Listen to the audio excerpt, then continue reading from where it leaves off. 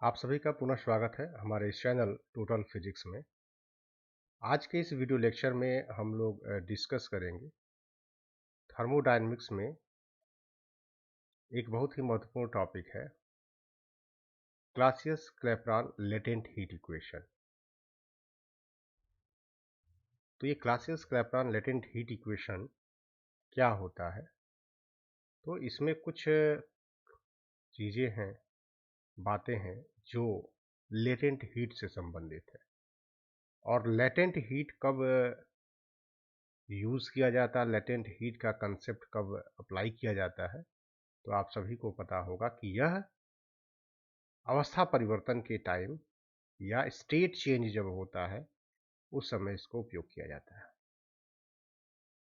तो यह एक बहुत ही महत्वपूर्ण टॉपिक है और इससे एग्ज़ाम में हर साल क्वेश्चन पूछे जाते हैं और न्यूमेरिकल भी इस पर पूछे लिए जाते हैं और बहुत ही आसान न्यूमेरिकल होते हैं। साथ ही साथ हम लोग क्लासियस-क्लैपेरॉन लेटेंट हीट इक्वेशन को दो तरीके से सॉल्व करके यहाँ दिखाएंगे।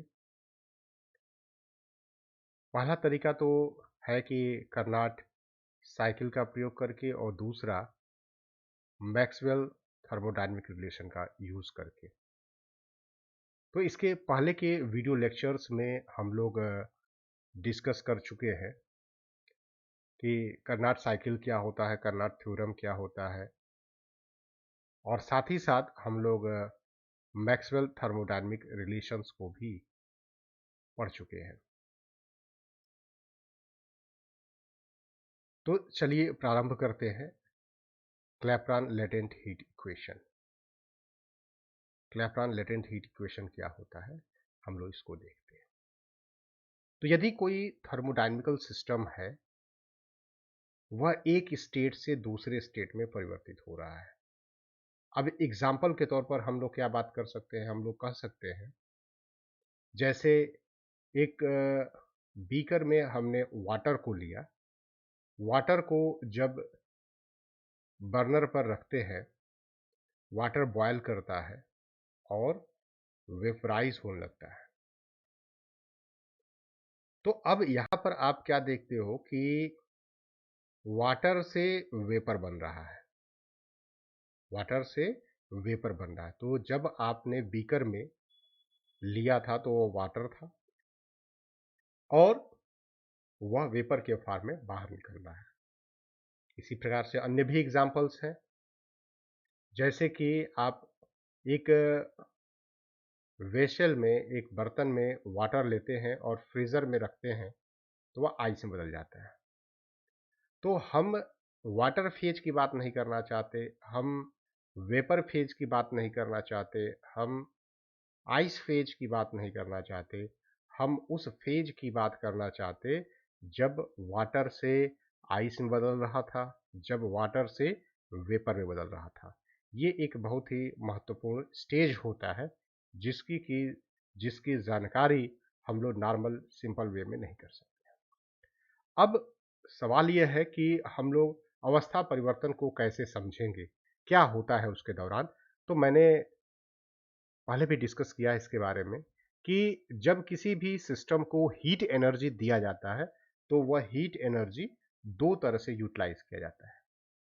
तो मान लेते हैं कि किसी बीकर में कोई वेसल है, इसमें हमने वाटर को ले लिया, वाटर को फिलअप कर दिया और इसमें हमने एक थर्मामीटर लगा दिया।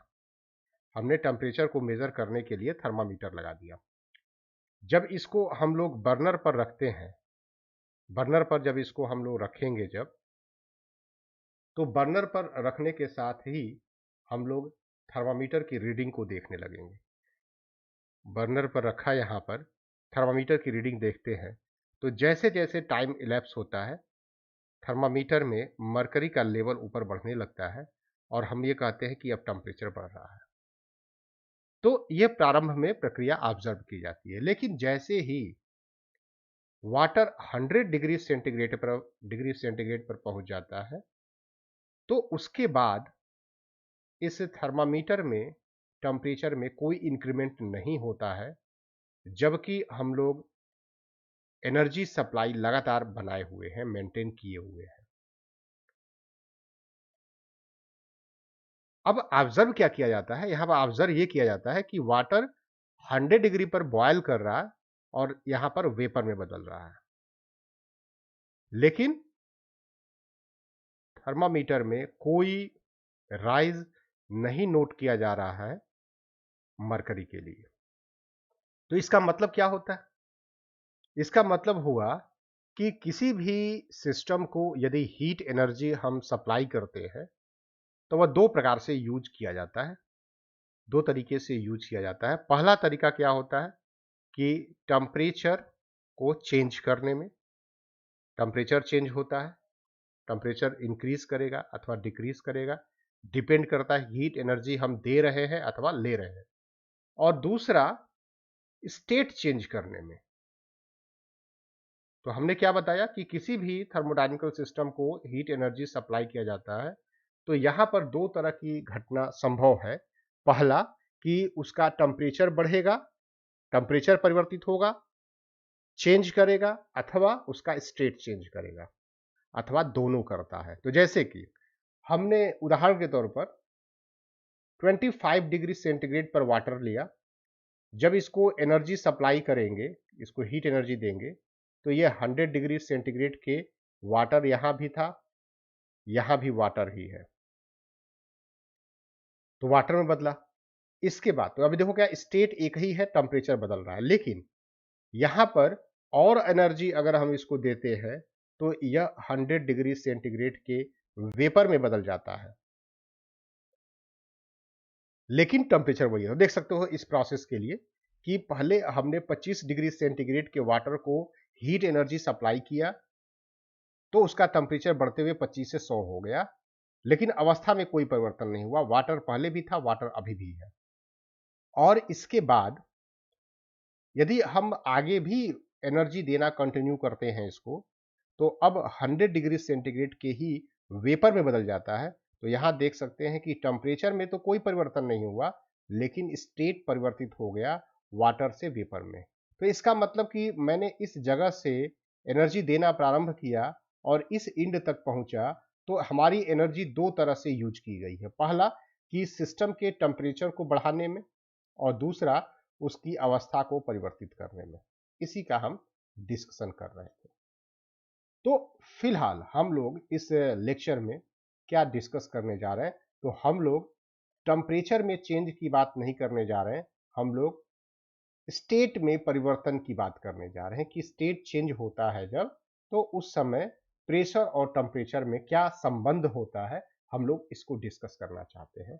तो Clausius Clapeyron latent heat equation actually में variation in pressure with respect to temperature during state change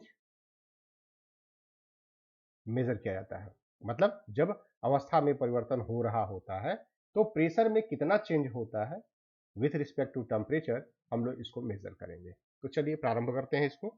तो सपोज कि हमारे पास कोई थर्मोडायनेमिकल सिस्टम है, तो when a thermodynamical system sorry when a thermodynamical system undergoes from one of its phase to another phase, then change in pressure with respect to change in temperature is given by the equation dp by dt is equal to L upon T V2 minus V1।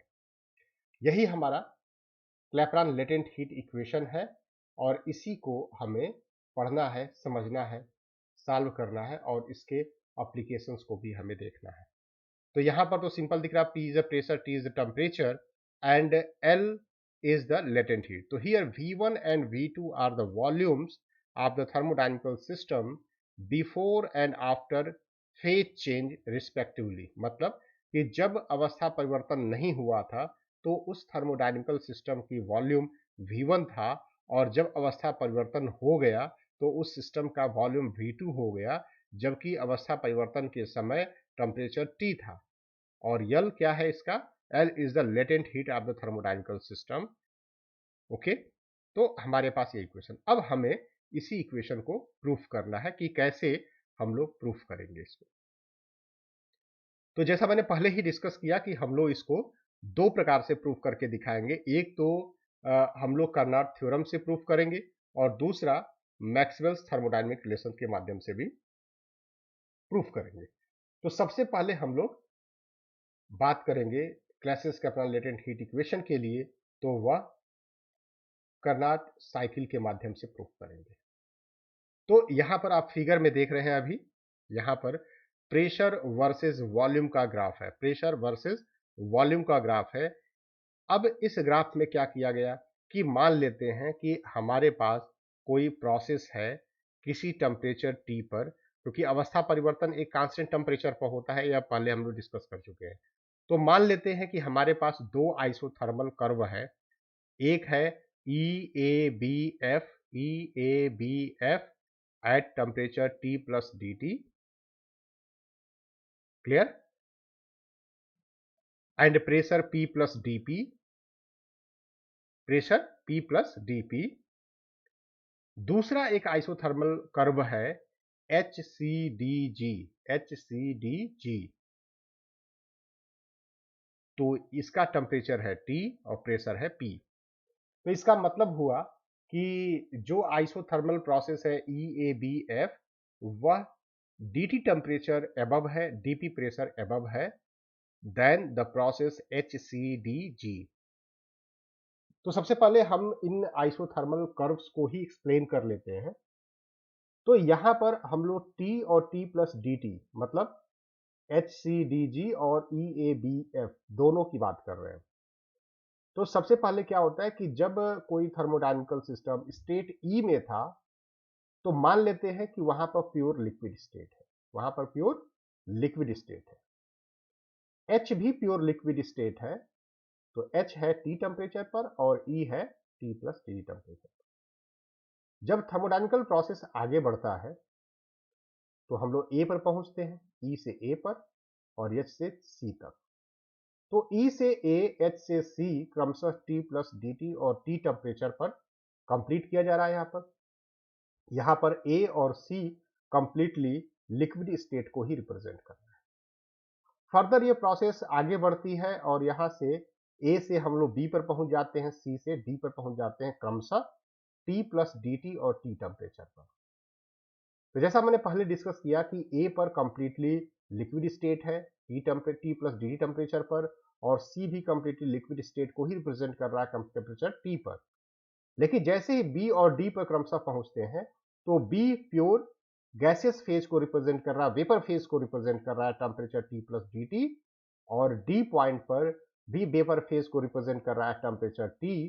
तो इस तरह से A से B क्या है, अवस्था परिवर्तन हो रहा है, C से D क्या है, अवस्था परिवर्तन हो रहा है, और पुनः B से जब F, D से जब G की तरफ बढ़ते हैं, तो यह भी कंप्लीटली वेपर फेज को रिप्रेजेंट कर रहा है at temperature T plus dt and temperature T respectively.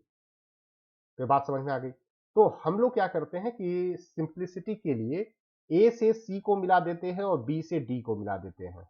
तो इस तरह से हम लोग को देखने को मिल रहा है, एक साइकिल दिख रहा है यहाँ पर जो कर्नाट साइकिल के जैसा ही है, वह है ABDCA।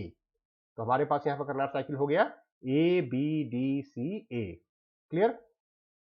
अब यहां पर हम लोग अगर ये माने कि A से B, क्योंकि यहाँ पर टेम्परेचर क्या है, T प्लस dt है, कांस्टेंट टेम्परेचर है, तो मतलब A से B एक आइसोथर्मल प्रोसेस है।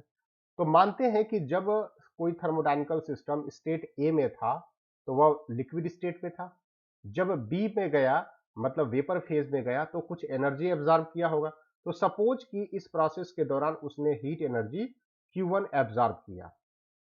बी से डी स्टेट देख रहे हो, बी से डी जाने में टेम्परेचर कहां से कहां चेंज हो रहा है, तो टी प्लस डी टी से टी हो जा रहा है। तो यह कंप्लीटली एडियाबेटिक प्रोसेस है, इसमें कोई हीट एनर्जी का एक्सचेंज नहीं होता है। जब हम लोग डी स्टेट में है तो वेपर फेज में है, यहां से जब हम एनर्जी Q2 रिजेक्ट कर देते हैं, Q2 एनर्जी टी टेम्परेचर पर रिजेक्ट कर देते हैं, तो हम लोग लिक्विड स्टेट पुनः ऑब्टेन कर लेते हैं, जो कि पॉइंट सी को रिप्रेजेंट कर रहा है, और सी से हम लोग एडियाबेटिक प्रोसेस के थ्रू हम लोग ए पर पहुंच जाते हैं। तो इस तरीके से ए से बी के लिए Q1 हीट एनर्जी एब्जॉर्ब किया जाता है और डी से सी के दौरान हीट एनर्जी Q2 रिलीज किया जाता है, रिजेक्ट किया जाता है, और ए बी और सी डी के बीच में प्रेशर डिफरेंस dP का है। तो मैंने जितनी बातों को बताया यहाँ पर, उसी को हम लोग वन बाय वन यहाँ पर सेंटेंस में लिख रहे हैं। तो क्या बताया गया कि in figure there are two isothermal curves EABF and HCDG at temperature T plus DT and temperature T respectively. The part of the curve EA and SC represents pure liquid state of the system at their respective temperatures. At A and C, liquid state exists. From A to B and C to D, transition of liquid to gaseous state exists. However, at B and D, pure gaseous state is achieved. B to F and D to Z, pure gaseous state exists. ये जो हमने पूरा बताया उसी चीज को यहाँ पर हमने सेंटेंस में लिखा हुआ है, जिसको कि आप नोट कर लीजिएगा अपने नोट्स तैयार करने के लिए। अब आगे बढ़ते हैं। अब इसमें क्या बताया गया कि हमने ABCD को एक complete cycle of Carnot theorem से इसको रिप्रेजेंट करते हैं। तो बताया कि A से B प्रोसेस के लिए हीट एनर्जी Q1 एब्जॉर्ब किया जाता है जब सिस्टम लिक्विड स्टेट A से वेपर स्टेट B में पहुंचता है at temperature T plus DT, और D से जब C में मतलब वेपर फेज से लिक्विड स्टेट में जाता है D से C में टेम्परेचर T पर, तो उस दौरान Q2 एनर्जी रिजेक्ट करता है टेम्परेचर T पर। क्लियर? तो यहां पर यदि हम लोग कार्नोट थ्योरम का उपयोग करें, कार्नोट साइकिल का उपयोग करें, तो क्या बता सकते हैं कि on applying the principle of Carnot reversible cycle, तो हम लोग क्या कर सकते हैं कि Q1 upon T1 equal to Q2 upon T2। क्योंकि हम पढ़े हैं ऐसा Q1 by T1 equal to Q2 by T2। तो T1 क्या है यहाँ पर पहले ही बता दे रहे हैं कि T1 एक्चुअली में क्या है। तो T1 equal to T plus DT and T2 equal to T। इसमें कंफ्यूजन नहीं होना, ये मैंने सिंपल इक्वेशन लिखा है। अब हम लोग क्या कर सकते हैं इसमें कि यदि मान लिया जाए कि Q1 बाई T1 यहाँ पर है और ये Q2 बाई T2 है, तो इसको हम लोग क्या कर सकते हैं कि इसको लिख सकते हैं Q1 by Q2, this is equal to T1 by T2। अब यहाँ पर -1 कर दें तो यहाँ भी -1 करना पड़ेगा। अब इसको सॉल्व कर ले तो क्या आ जाएगा, Q1 minus Q2 upon Q2 equal to T1 minus T2 upon T2। ठीक है, तो Q1 माइनस Q2 अपान Q1, T1 माइनस T2 अपान T1। ठीक है, तो इसको हम लोग एडजस्ट कर सकते हैं। तो यहाँ पर Q2 होगा, यहाँ पर T2 हो जाएगा। ठीक है, तो Q1 minus Q2 upon Q2, T1 minus T2 upon T2। तो Q1 upon Q2 equal to T1 upon T2 से यह बनाया गया। ठीक है, यहाँ तक हम लोग आ गए। अब इस जगह पर इसके बाद हमारे पास Q1, Q2, T1, T2 की वैल्यू को इस जगह पर इस इक्वेशन में सब्स्टिट्यूट करेंगे हम लोग यहाँ पर, और हमें देखिए क्या मिलता है। तो सेम फिगर है यहाँ पर भी, मैंने बाकी सब डिलीट कर दिया क्या था इसमें। अब या देखिए, तो Q1 क्या है, तो मान लेते हैं कि जिस थर्मोडायनेमिकल सिस्टम को इसमें लिया है, तो M की वैल्यू क्या है, 1 यूनिट का है, 1 यूनिट का है, 1 ग्राम मोल है हमने लिया। तो यहाँ पर क्या है कि जब टेम्परेचर T प्लस DT था, तो मान लेते हैं कि लेटेंट हीट इस सिस्टम का जिसका कि मास हमने 1 यूनिट लिया L प्लस DL था। तो चूंकि M की वैल्यू 1 है और Q इक्वल टू हम लोग जानते हैं Q equal to ML, Q equal to ML होता है, M की वैल्यू 1 हो गई, तो A से B में जो लेटेंट हीट होगा वही एनर्जी लिया गया है, तो Q1 equal to L plus DL। ऐसे ही D से C प्रोसेस के लिए, और T1 यहाँ पर temperature T1 equal to T plus DT, Q2 equal to L, तो ये L पर था, L प्लस DL इधर था, L इधर था, L प्लस DL यहाँ था, और T2 क्या है, ये टेम्परेचर T है। तो यदि इसके पहले वाले इक्वेशन में सभी को सब्स्टिट्यूट कर दिया जाए तो हमें क्या मिलेगा, क्या आएगा यहाँ पर, इसको देखिए। तो DL by L, Q1 minus Q2, तो Q1 माइनस Q2 करेंगे तो L plus DL minus L कर देंगे तो DL बचेगा, है ना, और अपान क्या था, Q2 मतलब L। ऐसे T1 minus T2 upon T2 था, तो T1 मतलब T plus DT minus T DT अपान T। तो यह हमारे पास एक इक्वेशन हो गया, जिसको कि हम लोगों ने कार्नोट थ्योरम से, हमने कार्नोट साइकिल से, रिवर्सिबल साइकिल से हम लोगों को फाइंड आउट किया। अब हमने यह भी जानते हैं, यहाँ पर हम लोग जानते हैं जैसा कि इस ABDC प्रोसेस के तहत क्या वर्क डन होगा। तो वर्क डन क्या होता है, एरिया। वर्क डन क्या होता है, एरिया होता है, एरिया अंडर कर्व। तो एरिया कितना होता है, बेस इंटू हाइट। तो बेस क्या है, अगर B पर वॉल्यूम V2 है, A पर वॉल्यूम V1 है, तो बेस हो गया V2 minus V1, V2 minus V1, और हाइट कितना है, तो यहां से यह प्रेशर एक्सिस को रिप्रेजेंट कर रहा है, तो चेंज इन प्रेशर है dp, तो this is the work done during the process ABDC, है ना। तो हम लोगों ने क्या किया कि अब इसको लिखा कि from figure area of ABCD, area of ABCD is what, this is Q1 minus Q2, work done के बराबर होगा, and this is equal to DL, या DL के बराबर। Q1 माइनस Q2 की वैल्यू क्या था, DL, पहले जो हम लोगों ने अभी यहाँ पर ये DL लिखा हुआ है ना। तो Q1 minus Q2 equal to DL, क्योंकि यहाँ से भी वैल्यू देख सकते हो Q1 Q2 का, और this area is equal to DP, height into base, DP into V2 minus V1। Clear. तो अब हम लोग DL के जगह पर इसको सब्स्टिट्यूट कर देते हैं, DL के जगह पर इसको सब्स्टिट्यूट कर देते हैं इस इक्वेशन में, L को रहने देते हैं, और DT की जगह पर DT और T रहने देते हैं। तो हमें क्या मिल जाएगा फाइनली, तो यहां से मिल जाएगा, देखोगे यहां पर रखा जाएगा, तो DP V2 minus V1 upon L equal to DT by T। तो इसी को अरेंज कर लिया, DP by DT equal to L upon T, V2 minus V1। ये हमारा क्लैपेरॉन लेटेंट हीट इक्वेशन हम लोगों ने यहाँ से फाइंड आउट कर लिया। तो यह था derivation dp by dt equal to L upon T V2 minus V1। This is the famous Clapeyron latent heat equation. अब हम लोग इसके एप्लीकेशन को देखते हैं कि इसका एप्लीकेशन क्या है, इसको कैसे हम लोग एप्लीकेशन के रूप में कैसे इसको समझ सकते हैं, क्या होता है एप्लीकेशन में। तो अब इसको भी हम लोग आगे डिस्कस कर लेते हैं। तो बहुत ही सिंपल है। तो यहाँ पर हम दो तरह के एप्लीकेशन है, स्टेट पर जो चेंज होता है हम लोग दो तरह से एज्यूम कर सकते हैं। पहला क्या कि जब लिक्विड स्टेट से वेपर स्टेट में हो तभी अवस्था परिवर्तन होगा, तो वहां पर क्या होता है, melting point, sorry boiling point होता है। और दूसरा होता है कि जब सॉलिड से लिक्विड, मतलब जैसे आइस से वाटर का ट्रांसफॉर्मेशन हो, वाटर से आइस का ट्रांसफॉर्मेशन हो, उस प्रक्रिया में। तो सॉलिड से लिक्विड, यहां पर मेल्टिंग की बात आएगी। तो dp बाई dt की वैल्यू क्या होगी जब मेल्टिंग पॉइंट की हम बात कर रहे हैं, जब बॉइलिंग पॉइंट की बात कर रहे हैं। तो इन्हीं को हम लोग दो अलग अलग केसेस में देखेंगे। तो सबसे पहले हम लोग देख रहे हैं कि effect of change of pressure on melting point. Melting point में क्या परिवर्तन होता है, मेल्टिंग पॉइंट मतलब सॉलिड से लिक्विड स्टेट के लिए मैं बात करने जा रहा हूं। तो यहां पे दो केस है। पहला केस यह है कि V2 ग्रेटर देन V1। तो मतलब क्या हुआ कि हम लोग मेल्टिंग की बात कर रहे हैं, तो सॉलिड से सपोज की लिक्विड की बात कर रहे हैं। तो V1 क्या था, सॉलिड था, V2 क्या था, लिक्विड था। तो अब कहा गया कि जब सॉलिड से लिक्विड बनता है, वैसे स्थिति में यदि V2 बड़ा है V1 से, V2 बड़ा है V1 से, तो this imply that V2 minus V1 equal to positive, जैसा यहाँ पर लिखा गया है। और जब ये पॉजिटिव है, तो जैसा कि हम लोग पास इक्वेशन है dp by dt equal to L upon T V2 minus V1।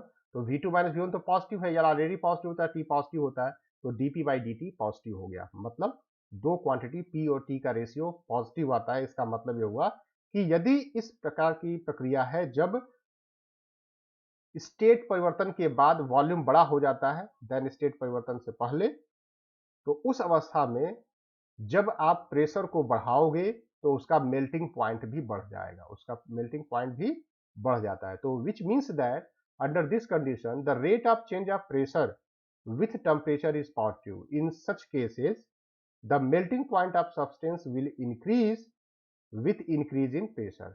तो प्रेशर को बढ़ाओगे तो टेम्परेचर भी बढ़ता, अभी तो रेशियो पॉजिटिव आया है इनका, तो प्रेशर को बढ़ाओगे तो मेल्टिंग पॉइंट भी बढ़ जाएगा। ठीक है। दूसरा केस क्या है इसी में, सेकेंड केस ये होता है कि मान लिया जाए कि V2 लेस देन V1, तो सॉलिड से लिक्विड बन रहा है, तो ये V1 था, ये V2 था, तो V2 लेस देन V1 ये कब बनता होता है, ऐसा एग्जांपल क्या है, तो एग्जांपल है आइस से वाटर का बनना। तो आइस का वॉल्यूम ज्यादा होता है देन वाटर, है ना, ये ध्यान रखिएगा। तो जब आइस टू वाटर का फॉर्मेशन होता है तो उस समय यह अवस्था लागू होती है उस पर। तो हम लोग यहां पर देखना चाहते हैं। तो जब V2 छोटा है V1 से, this imply that V2 minus V1 क्या हो जाएगा, निगेटिव हो जाएगा। और जब ये निगेटिव हो जाएगा तो dp बाई dt भी निगेटिव हो जाएगा। इसका मतलब क्या हुआ, दो क्वांटिटी का रेशियो जो है निगेटिव क्वांटिटी यहां पर आ रहा है। इसका मतलब हुआ कि जब P बढ़ रहा होगा, प्रेशर को बढ़ा रहे होंगे, तो टेम्परेचर घट रहा होगा। अर्थात इसका मतलब यह है कि यदि मेल्टिंग पॉइंट की हम बात कर रहे हैं, तो यदि मेल्टिंग पॉइंट पर हम लोग प्रेशर को इंक्रीज कर दे तो उसका मेल्टिंग पॉइंट डिक्रीज कर जाता है, मतलब कि पहले ही वह मेल्ट कर जाएगा। उदाहरण के तौर पर जब आइस पर हम लोग प्रेशर अप्लाई करते हैं तो उस केस में आइस का जमना, जो मेल्ट होना, अगर उदाहरण पर हम लोग कहते हैं कि 0 डिग्री पर आइस मेल्ट होता है तो वह 0 डिग्री से पहले ही मेल्ट हो जाएगा, 0 डिग्री से पहले ही मेल्ट हो जाएगा, मतलब आइस टू वाटर में कन्वर्ट हो जाएगा। इसी का एग्जाम्पल हम लोग एप्लीकेशन के रूप में देखते हैं कि यदि एक हमारे पास स्लैब हो, आइस स्लैब हो, इस पर हम लोग एक धागे से वेट को सस्पेंड कर दें यहाँ पर, तो हम लोग क्या पाते हैं कि धागा धीरे धीरे जो है इसमें से पार करके बाहर आ जाता है। क्या होता है कि धागे के नीचे प्रेशर ज्यादा होता है, वहां मेल्टिंग पॉइंट कम होती है, डिक्रीज कर जाता है, 0 से पहले ही मेल्ट कर जाता है, तो मेल्ट कर रहा है। अब वहां पर क्या होगा, मेल्ट करेगा नीचे से, तो और ऊपर का इन्वायरमेंट का टेम्परेचर 0 पर ही है, अगर तो 0 पर तो आइस, या 0 से कम पर आइस तो वाटर पुनः आइस में बदल जाएगा, तो ऊपर आइस बनता जाएगा, धीरे धीरे धागा वापस निकल जाएगा। ठीक है, तो यह बताया गया। अभी हम लोगों ने पहला मेल्टिंग पॉइंट पर बात किया। दूसरा एग्जाम्पल हम लोग देखने जा रहे हैं, इसका एग्जाम्पल बॉइलिंग पॉइंट पर क्या होता है। मतलब जब हम लोग वाटर टू वेपर फेज की बात करने जा रहे हैं, इस तरह की कंडीशन में बात कर रहे हैं। यहां भी पूरा 2 केसेस हो सकता है। यदि मान लिया जाए कि V2 ग्रेटर देन V1 है, V2 मतलब क्या, इधर V1 है, ये V2 है, तो यदि V2 V1 से बड़ा होता है, ये केवल वाटर से बात नहीं कर सकते, इसको हम लोग सिंपल लिक्विड कर दे, तो लिक्विड में तो बहुत सी चीजें हो जाएंगी, लिक्विड से वेपर की बात कर रहे हैं, तो V1 इधर है, V2 इधर है, तो V2 is greater than V1, ऐसा सिचुएशन है तो V2 माइनस V1 पॉजिटिव हो जाएगा, तो this imply that dp by dt is positive. इसका मतलब क्या हुआ कि यदि लिक्विड टू वेपर का ट्रांजिशन हो रहा है बॉइलिंग पॉइंट पर, तो उस अवस्था में यदि आप प्रेशर को बढ़ाते हो तो उसका बॉइलिंग पॉइंट भी इंक्रीज कर जाता है। मतलब कि उदाहरण के तौर पर प्रेशर कुकर में अगर हम बात करते हैं यहाँ पर, ठीक है, तो यहाँ पर क्या बताया जाता है कि प्रेशर कुकर में जब अंदर का प्रेशर बढ़ जाता है जब, तो उस अवस्था में बॉइलिंग पॉइंट बढ़ जाता है। तभी तो इस कुकर के अंदर जो वाटर 100 पर बॉयल करता है, प्रेशर के बढ़ने के कारण वो 100 पर न होकर 120 के आसपास बॉयल करने लगता है, 120 के आसपास बॉयल करने लगता है। अतः जो भी चीज में पकने के लिए रखा जाता है वो आसानी से पक जाता है ना। जो 100 डिग्री पर पकना चाहिए, जो 110 डिग्री पर पकना चाहिए, वो सभी के सभी इस कुकर के अंदर पक जाएंगे। ठीक है, तो यह था इफेक्ट। दूसरा क्या होता है, इसी का जस्ट अपोजिट, कि यदि लिक्विड से वेपर में बदलाव हो रहा है, इधर वॉल्यूम V1 इधर V2 है, V2 is less than V1, मतलब इधर वॉल्यूम डिक्रीज कर जाता है, तो उस अवस्था में dp by dt निगेटिव हो जाएगा। तो ऐसे सिचुएशन में, मतलब कि जब फाइनल वॉल्यूम डिक्रीज कर रहा है, जब अवस्था परिवर्तन के बाद, तो उस अवस्था में प्रेशर को आप अगर बढ़ाओगे तो बॉइलिंग पॉइंट घटेगा। मतलब कि यदि यह काम वाटर करता तो प्रेशर को हम लोग और बढ़ाते तो वो 100 पर बॉयल होने के पहले और बॉयल हो जाता।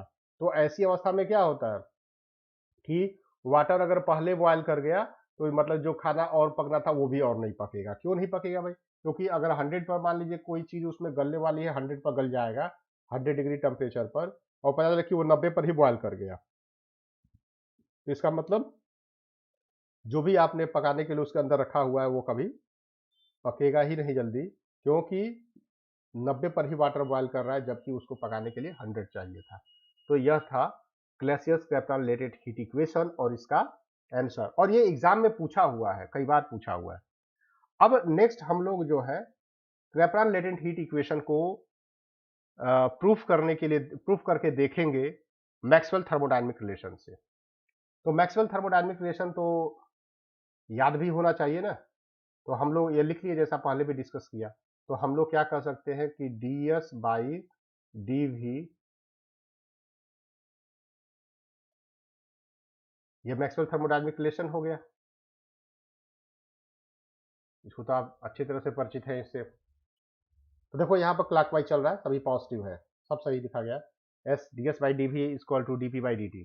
तो लेफ्ट साइड क्या है, लेफ्ट साइड के लिए और राइट साइड, तो ये कांस्टेंट टेम्परेचर पर, ये कांस्टेंट वॉल्यूम पर, इसका मतलब ये आइसोथर्मल प्रोसेस के दौरान बात हो रही है।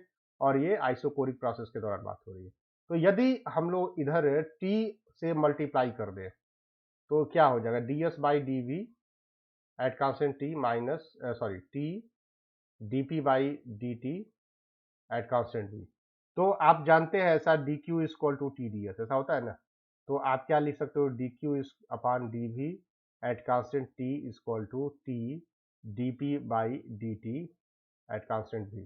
तो अब लेफ्ट साइड को देखो क्या हो रहा है कि कांस्टेंट टेम्परेचर पर, मतलब आइसोथर्मल प्रोसेस के दौरान यदि किसी सिस्टम को हीट एनर्जी देते हैं उसके वॉल्यूम में भी चेंज होता है, ठीक है। तो कांस्टेंट टेम्परेचर पर स्टेट चेंज के दौरान, during state change state change हो रहा है तो कांस्टेंट टेम्परेचर पर होगा वो। तो डेल्टा क्यू की वैल्यू क्या होती है, डेल्टा क्यू की वैल्यू होती है एल के बराबर। डेल्टा क्यू एल है लेटेंट हीट, एम की वैल्यू हमने 1 यूनिट ले लिया है यहां पर, और डीवी की वैल्यू होती है V2 माइनस V1। बाकी सब कुछ आपके पास सेम है, तो आप क्या लिख सकते हो कि L upon V2 minus V1 and this is T dP by dt, यही ना। तो अब लिख सकते हो dP by dt equal to L upon T V2 minus V1। तो इस तरह से क्लैपेरॉन लेटेंट हीट इक्वेशन के माध्यम से भी इसको आप प्रूफ कर सकते हैं। अब सवाल एक दिमाग में आ रहा होगा आप लोगों के कि सर अगर एग्जाम में आया तो किससे प्रूफ करेंगे। तो जाहिर सी बात है कि अभी आप देखे हैं एक पेज इधर और आधा पेज इधर, मतलब 2 लाइन इधर है और 6 लाइन इधर है। तो 5-6 लाइन में आपको 3-4 नंबर थोड़े मिल जाएगा, तो इसके पहले आपको लिखना पड़ेगा। तो यदि ऐसे भी प्रूफ करना चाहते हैं तो जैसे एग्जाम में आता है कि using Maxwell thermodynamic equation prove the Clapeyron latent heat equation, तब तो आप इसको लिखिए। लेकिन इसको लिखने के लिए अभी तो मैंने शॉर्टकट में यहाँ बता दिया आपको, उस समय क्या करना चाहिए कि पहले मैक्सवेल थर्मोडायनामिक रिलेशन का जनरल फॉर्म लिखिए, थर्मोडायनामिक रिलेशन क्या होता है उसका जनरल फॉर्म लिखिए, और जनरल फॉर्म में लिखिए कि हमारे पास ये 4 मैक्सवेल थर्मोडायनामिक रिलेशन है। अब किस रिलेशन से इसको प्रूफ करने जा रहे हैं, तो उसके लिए D S by D V equal to D P by D T वाला इक्वेशन लिया, क्योंकि आपको कांस्टेंट टेम्परेचर चाहिए, क्योंकि अवस्था परिवर्तन हमेशा कांस्टेंट टेम्परेचर पर होता है। तो आप ये वाला इक्वेशन सेलेक्ट कर लीजिए, इसके बाद इसको जैसा था लिख डालिए, तो आपको नंबर पूरे मिल जाएंगे।